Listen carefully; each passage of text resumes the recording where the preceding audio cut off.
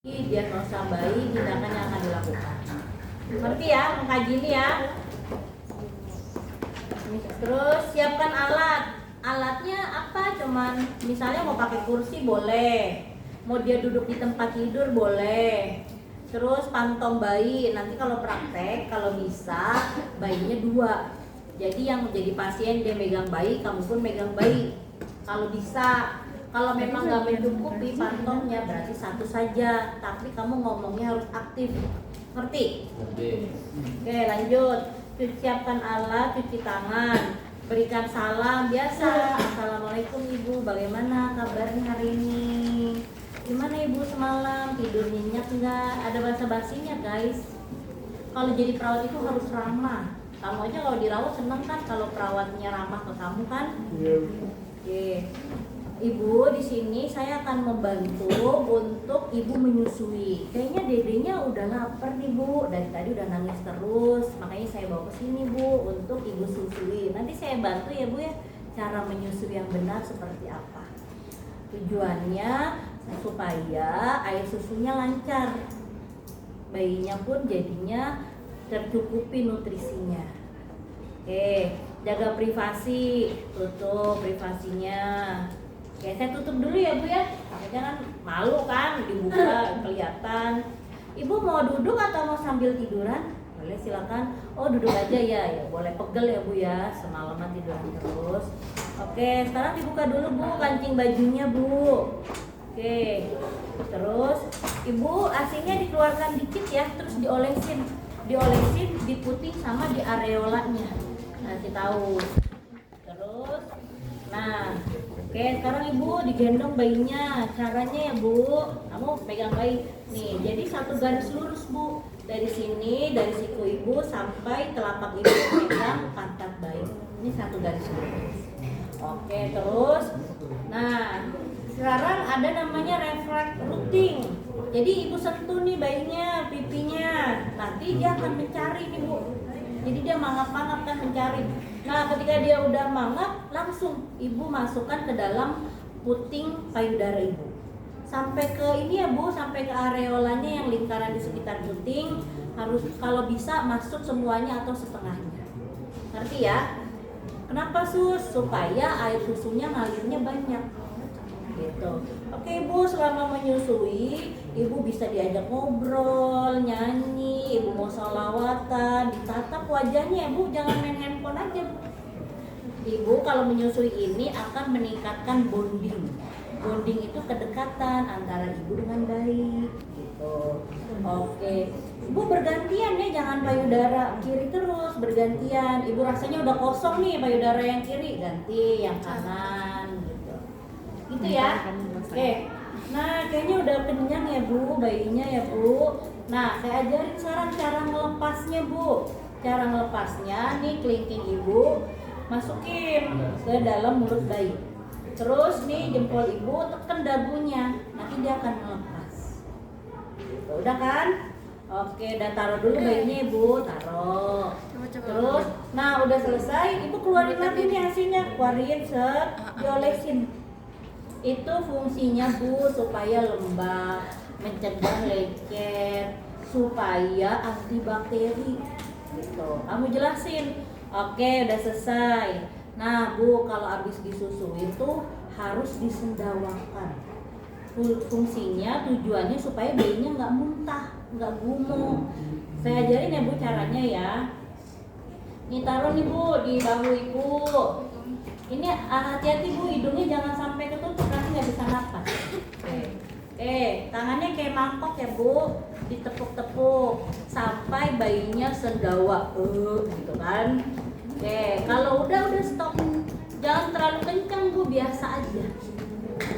Ini cara 1 bu, ada cara 2, bisa didudukkan. Kalau bayinya sudah agak besaran, udah 3 bulan, 4 bulan, boleh duduk. Nih tangan ibu di bawah ketiaknya, ngerti kan? Gini kan? Nih gitu ya. Tuh, ini di ketiaknya. Ini didudukan begini. Sama, ditepuk-tepuk sampai dia sendawa. Oh udah lama banget nih nggak sendawa. Oh ya udah bu, udah cukup, nggak usah dipaksakan. Ngerti ya? Oke, cara yang ketiga Bu, bisa sambil tiduran nih di paha ibu, taruh aja di paha ibu Bu, nggak usah takut-takut Bu. Oke, sama, megangnya sama. Jempolnya di atas, 4 jarinya di bawah ketiak. Gitu ya. Oke, sama tangannya kayak mangkok, tepuk-tepuk. Oke, udah selesai. Udah sendawa tuh Bu. Baik.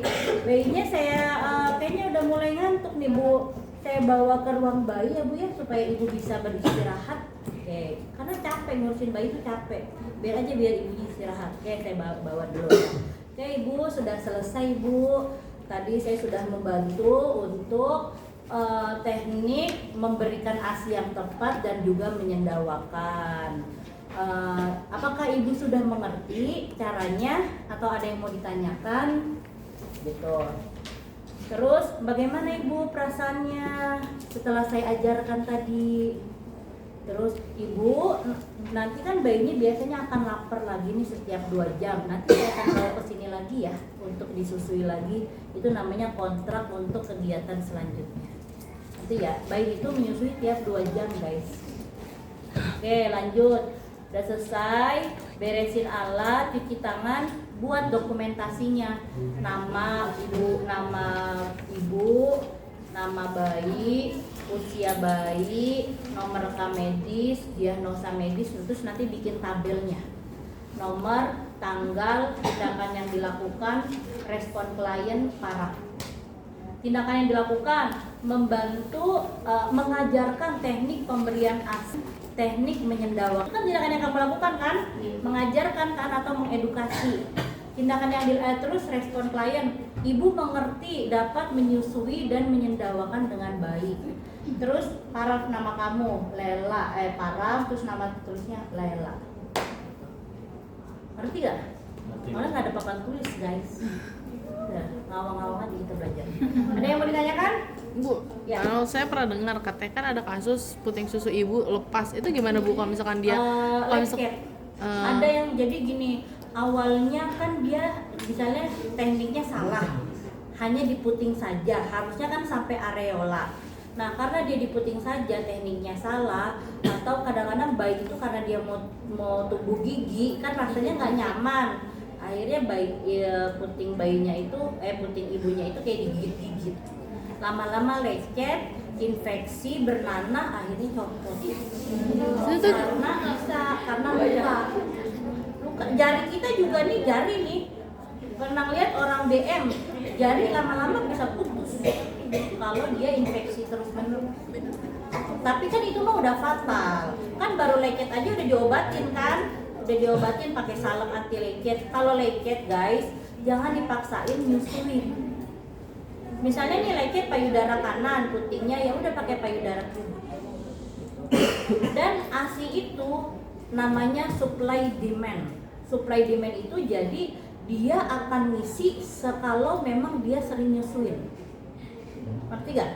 Jadi ibaratnya kayak pabrik, semakin banyak permintaan dia akan semakin banyak produksi. Saya nyusuinnya sering, maka ASI saya akan lebih banyak dibandingin saya yang males nyusuin. Ngerti gak? Ya. Itu kalau nggak nyusuin itu Di pompa misalnya gini nih, saya cuti 3 bulan di rumah, karena saya nyusuin terus maka payudara saya akan terisi terus karena dia supply demand. Kalau banyak permintaan dia akan produksi, jadi kayak pabrik gitu guys. Kosong nih, udah kosong nih, habis nyusuin dia akan ngisi lagi. Sejauh satu, nutrisi saya bagus, makan minumnya. Sapi yang mau produksi susu aja minumnya banyak banget kan? Iya. Makannya harus banyak, minumnya harus banyak. 2, nggak boleh stres. Kalau stres udah dipastikan ASInya nggak keluar, pasti udah pasti. Jadi ibu menyusui nggak boleh stres. Misalnya suaminya nggak pulang-pulang, suaminya nggak mau bantuin, suaminya judol, suaminya kawin lagi.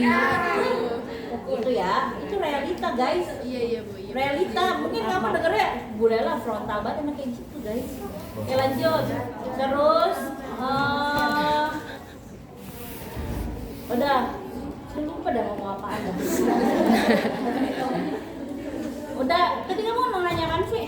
Itu, kalau terus kalau misalkan ASINya udah lecet terus putingnya misalnya amit-amit dia copot terus tapi dia harus masih terus mempunyai bayi jadi produksi ASINya terus gitu gimana Bu?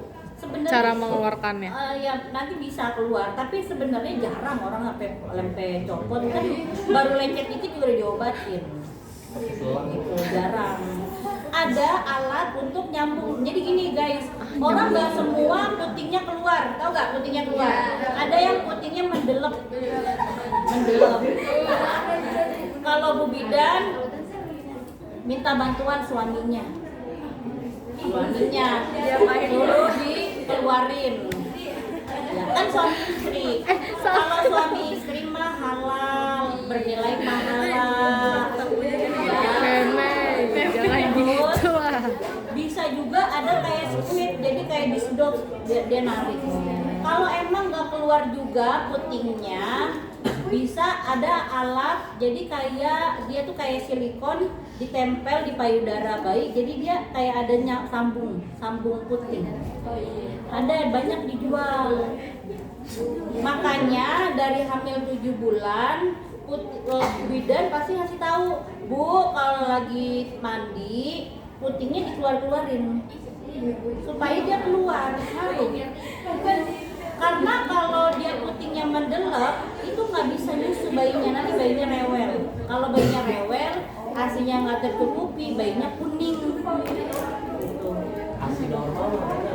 ASI kalau baru keluar namanya kolostrum warnanya kekuningan itu adalah ASI yang terbaik justru kalau di mitos orang-orang awam itu justru disuruh dibuang justru itu adalah yang terbaik kandungannya tuh ada imunoglobulin ada protein lemak nutrisi itu yang terbaik namanya kolostrum jadi ASI yang keluar pertama kali kalau kata orang tua kita malah katanya dibuang aja justru salah ya itu justru salah gitu. Kalau pertama kali warnanya kekuningan nanti kalau udah berikutnya warnanya putih biasa kayak susu Itu kalau ada ASI yang warnanya kemerahan itu dia saudaranya darah. kalau ASINya berwarna kemerahan berarti dia bercampur darah kalau bercampur darah satu kemungkinan dia infeksi kalau kayak gitu dia nggak boleh nyusuin dia harus stop dulu misalnya nih kan kalau abis lahiran guys itu belum keluar ASI nanti baru 3 hari kemudian baru keluar ASI kecuali lagi hamil dia udah mulai dimasak tuh dia belajar sendiri nanti pas hari pertama udah keluar ASINya jadi pas hamil 7 bulan udah mulai tuh dikeluarin putingnya terus dia masak sendiri jadi lancar nah dia dikeluarin ASINya saya nggak fokus ngomong apa sih tadi pertanyaannya apa? Yang kan ASI.